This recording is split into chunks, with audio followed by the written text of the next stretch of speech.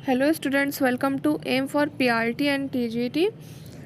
और अभी तक हम लोगों ने अभिप्रेरणा के कुछ सिद्धांतों को कवर कर लिया है और आज हम अभिप्रेरणा का एक और सिद्धांत देखेंगे। एक और इम्पॉर्टेंट मनोवैज्ञानिक है, उनका सिद्धांत है ये। अभिप्रेरणा का मनोविश्लेषणात्मक सिद्धांत है, जो या इसी को फ्रायड का अभिप्रेरणा का सिद्धांत भी कहते हैं। ठीक है, क्योंकि इसका जो प्रतिपादन है या इसके जो जन्मदाता हैं वो फ्रायड हैं। ठीक है, फ्रायड ने इसका प्रतिपादन किया है सिद्धांत का, और ये काफ़ी इम्पॉर्टेंट सिद्धांत है। UP TET, C TET, KVS और सुपर टेट सभी टीचिंग एग्ज़ाम्स के लिए काफ़ी इम्पॉर्टेंट है। और ख़ास तौर से केवीएस टीजीटी के सिलेबस में अलग से मोटिवेशन का टॉपिक दिया है।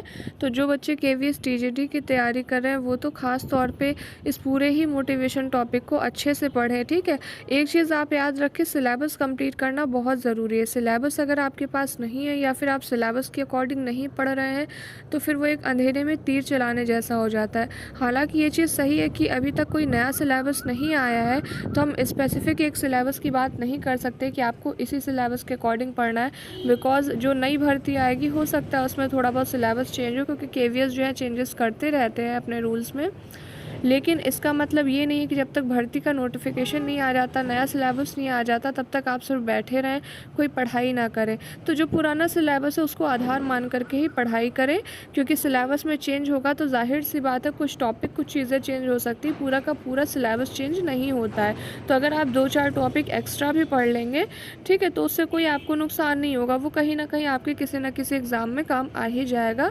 क्योंकि ऐसा तो नहीं है कि आप सिर्फ एक ही एग्ज़ाम की तैयारी करते हो, ऐसा नहीं कि सभी एग्ज़ाम की तैयारी करते हो। कुछ बच्चे ऐसे भी होते हैं जो सिर्फ एक ही एग्ज़ाम की तैयारी कर रहे होंगे, उसी पर फोकस्ड होंगे। बट कुछ बच्चे ऐसे भी होते हैं, इनफैक्ट मोस्टली बच्चे ऐसे होते हैं जो कई एग्ज़ाम्स की तैयारी एक साथ करते हैं, क्योंकि जॉब इतनी इंपॉर्टेंट है। तो ये लगता है कि कोई भी जॉब लग जाए, टीचिंग जॉब लग जाए, चाहे केवीएस हो जाए या सुपर टेट हो जाए। तो इसलिए सिलेबस को ध्यान में रखें, सिलेबस में आने वाले टॉपिक्स को ध्यान में रखें और उस अकॉर्डिंग पढ़ेंगे तो आपकी तैयारी बहुत ज़्यादा अच्छी होगी। तो आज स्टार्ट करते हैं psycho analytic theory of motivation, यानी अभिप्रेरणा का मनोविश्लेषणात्मक सिद्धांत। जो बच्चे लिखना चाहें वो लिख सकते हैं, psycho analytic theory of motivation,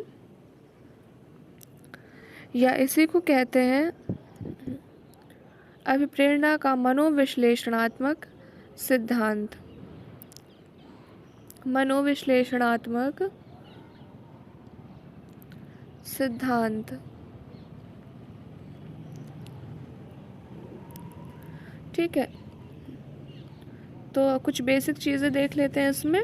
बहुत ज़्यादा बड़ा सिद्धांत नहीं है, बहुत ही छोटा सा सिद्धांत है, इसको कवर कर लेंगे, बट इम्पॉर्टेंट है इसलिए मैंने इस पर अलग वीडियो बनाई। बाकी के जो सिद्धांत है छोटे छोटे से, वो मैं इकट्ठे एक वीडियो में बता दूंगी। तो सिगमंड फ्रायड है, सिगमंड फ्रायड। ठीक, सिगमंड फ्रायड इसके प्रतिपादक हैं या जन्मदाता है। ठीक है, मनोविश्लेषणात्मक सिद्धांत के जन्मदाता कौन है? सिगमंड फ्रायड है। ठीक है, सिगमंड फ्रायड ने सबसे पहले जो है व्यवहार के अभिप्रेरकों की तरफ ध्यान आकर्षित किया था मनोवैज्ञानिकों का। ठीक है, कौन कौन सा अभिप्रेरक उन्होंने बताए थे? उन्होंने 2 महत्वपूर्ण कारक बताए थे अभिप्रेरणा के लिए। कोई व्यक्ति के जो अभिप्रेरणा है उसके लिए कौन कौन से कारक उत्तरदायी होते हैं, तो उन्होंने 2 कारक बताए थे जो कि सबसे इम्पॉर्टेंट हैं, जो कि अभिप्रेरणा के लिए उत्तरदायी हैं। मूल प्रवृत्ति और अचेतन। ठीक, अचेतन यानी अनकॉन्शियसनेस और या अनकॉन्शियस, और मूल प्रवृत्ति यानी कि इंस्टिंक्ट। ठीक है, तो इन्होंने बताया कि मूल प्रवृत्तियों को इन्होंने क्या किया, मानव व्यवहार का मूल कारण माना था। इन्होंने 2 तरीके की जो है बताए थे कारक अभिप्रेरणा के लिए उत्तरदायी हैं, मूल प्रवृत्ति और अचेतन। ये क्या है? ये अभिप्रेरणा के कारक हैं। ठीक है, अभिप्रेरणा के कारक हैं जो कि फ्रायड के अकॉर्डिंग सबसे इम्पॉर्टेंट है, किसी व्यक्ति को जो अभिप्रेरित करते हैं कार्य को करने के लिए या क्रियाशील बनाते हैं। अब दोनों के बारे में देख लेते हैं ये क्या है। तो सबसे पहले मूल प्रवृत्ति या इसी को कहते हैं इंस्टिंक्ट्स। ठीक, मूल प्रवृत्ति या इंस्टिंक्ट क्या होते हैं? तो इनको 2 पार्ट्स में डिवाइड किया। जीवन मूल प्रवृत्ति, फ्रायड ने इन्हें 2 पार्ट्स में डिवाइड किया था, जीवन मूल प्रवृत्ति। ठीक है, या इसी को कहते हैं लाइफ इंस्टिंक्ट, और सेकंड है मृत्यु मूल प्रवृत्ति, या इसी को कहते हैं डेथ इंस्टिंक्ट्स। मृत्यु मूल प्रवृत्ति या डेथ इंस्टिंक्ट्स।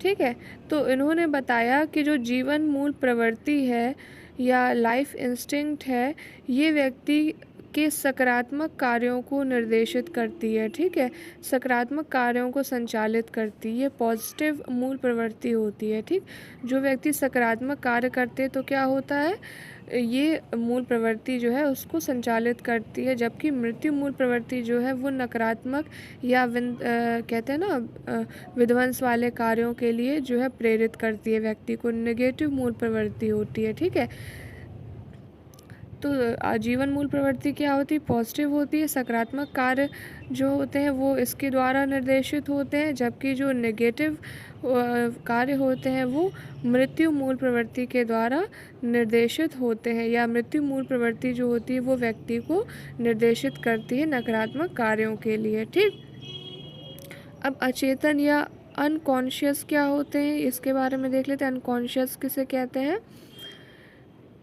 तो कुल मिलाकर के इसको अगर एक लाइन में समझे जाए तो मानव व्यवहार को शुरू करने या प्रारंभ करने, यानी मानव किसी व्यवहार को प्रारंभ करता है, संचालित करने और बनाए रखने में अचेतन की महत्वपूर्ण भूमिका होती है। ठीक है, कैसे होते हैं अभी बताएंगे। मानव व्यवहार को प्रारंभ करने, संचालित करने और उसको बनाए रखने में इनकी महत्वपूर्ण भूमिका होती है। कैसे होती है, क्योंकि अचेतन जो होता है, फ्राइड ने बताया कि अचेतन क्या होता है कि व्यक्ति की जो अतृप्त इच्छाएं होती हैं, जिन इच्छाओं की पूर्ति नहीं हुई होती है, तो वो जो अतृप्त इच्छाएं होती हैं वो अचेतन में कहीं ना कहीं जो है वो सेव रहती हैं। ठीक है, जो कि व्यक्ति को उस चीज़ को प्राप्त करने के लिए, उन इच्छाओं की पूर्ति के लिए प्रेरित करती रहती हैं। ठीक है, तो ये फ्राइड का कहना है। फ्राइड का ये कहना है कि व्यक्ति वास्तव में अचेतन के हाथों की कठपुतली की तरह होता है। ठीक है, व्यक्ति वो करना चाहता है जो अचेतन उससे करवाना चाहता है, या जो उसका अचेतन चाहता है। क्यों, क्योंकि वहाँ पर वो इच्छाएं हैं जो अतृप्त हैं, जो व्यक्ति की तृप्ति नहीं हुई है जिन इच्छाओं में। ठीक है, जो इच्छाएं व्यक्ति पूरी करना चाह रहा है। ठीक है, अतृप्त इच्छाएं बेसिकली कह सकते हैं अचेतन में होती हैं। ठीक, तो इसको इन्होंने फ्राइड ने क्या किया है, इम्पॉर्टेंट माना है। ठीक, लेकिन क्या हुआ, समय के साथ साथ मनोविश्लेषणवाद का पतन होता गया, जिस कारण इस सिद्धांत का जो महत्व है वो भी कम होता चला गया। ठीक, तो पूरी तरीके से यह सिद्धांत भी प्रभावी नहीं रहा। तो ये हो गया फ्राइड का मनोविश्लेषणात्मक सिद्धांत, और इनके अकॉर्डिंग दो चीज़ें इम्पॉर्टेंट होती हैं। अभिप्रेरणा के जो कारक हैं, दो कारक हैं महत्वपूर्ण, जो कि अभिप्रेरणा के लिए उत्तरदायी होते हैं। कौन कौन से, एक तो मूल प्रवृत्ति और एक अचेतन। ठीक, मूल प्रवृत्ति में आ जाती है जीवन मूल प्रवृत्ति, जो कि सकारात्मक कार्यों को निर्देशित करती है, और मृत्यु मूल प्रवृत्ति जो कि नकारात्मक कार्यों को प्रदर्शित करती है या प्रेरित करती है, बेसिकली कह सकते हैं प्रेरित करती है। और इसके बाद अचेतन जो कि अतृप्त इच्छाओं, जहाँ पर व्यक्ति क्या होती है, अतृप्त इच्छाएं होती हैं, तो वो भी व्यक्ति को किसी क्रिया को करने के लिए प्रेरित करती हैं। ठीक, तो ये फ्राइड का मनोविश्लेषणात्मक सिद्धांत हो गया। फिर इसके बाद कुछ सिद्धांत और बचे हैं जिसको नेक्स्ट वीडियो में कवर करेंगे। छोटे छोटे से सिद्धांत है, 2-3 सिद्धांत जो इम्पॉर्टेंट है आपके एग्ज़ाम के लिए, तो एक ही वीडियो में उन्हें कवर कर लेंगे। अगर आप KVS, NVS या कस्तूरबा भर्ती की तैयारी कर रहे हैं तो चैनल को लाइक, शेयर और सब्सक्राइब करने के साथ साथ बेल आइकन ज़रूर प्रेस कर दीजिए। जैसे ही भर्ती संबंधित कोई भी नोटिफिकेशन, कोई भी अपडेट प्राप्त होती है, मैं उसके बारे में जानकारी आपको प्रोवाइड करा दूँगी। बेल आइकन प्रेस कर दीजिए ताकि आपको तुरंत उसका नोटिफिकेशन मिल सके। ऑल द वेरी बेस्ट, आप जिस भी एग्ज़ाम की तैयारी कर रहे हो। Thanks for watching.